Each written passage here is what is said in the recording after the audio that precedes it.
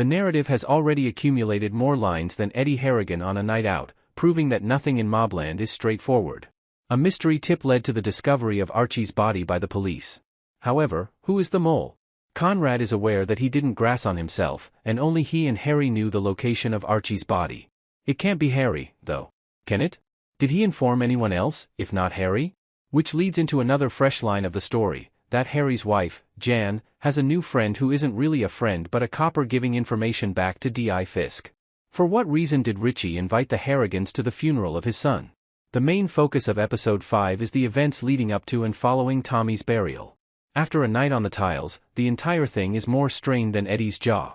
Conrad initially finds it incomprehensible that Richie would bring his family in light of the impending conflict.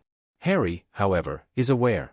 He tells Conrad at a crisis session in the Cotswolds, "I think this is a set for theatrics rather than a massacre because it's all such a public display." He tries to prove to you that he is knowledgeable. He also wants to make you look bad.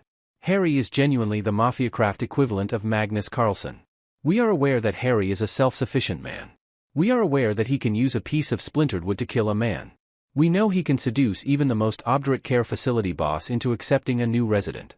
His greatest strength, however, was made clear in this episode, his uncanny panoptic vision. He is a master at foreseeing the future and always considers several possible courses of action. He says, "I'm not worried about that," in response to Kevin's question about how they'll get guns inside the Stevenson home in case Pete Tong shows up for the funeral. "I can get in." It comes out that he entered through one of Richie's thugs. As insurance, Harry requests that the thugs conceal 2 Glocks and a couple of hand grenades in the Stevenson stronghold. However, why would the thugs do that? A few months ago, Harry took his phone and discovered images of Richie's wife, Vron, in a sexy tryst. "I am the weakest link," he instills in the goon. The entire action served only as a means of demonstrating Harry's heinous cunning. They never needed the guns. He uses the word organ to refer to organized crime. What is the meaning of Richie's funeral speech? Maeve announces to Conrad from the pews, "He's staring you out," while Richie gives his irate eulogy next to his son's coffin. "He's mugging you right off." Here, Richie reads 2 biblical passages that are full of subtext. John 13 verse 6 is the first, and it contains the following. "God gave his only son because he loved the world so much. And those who believe in him will live forever rather than die."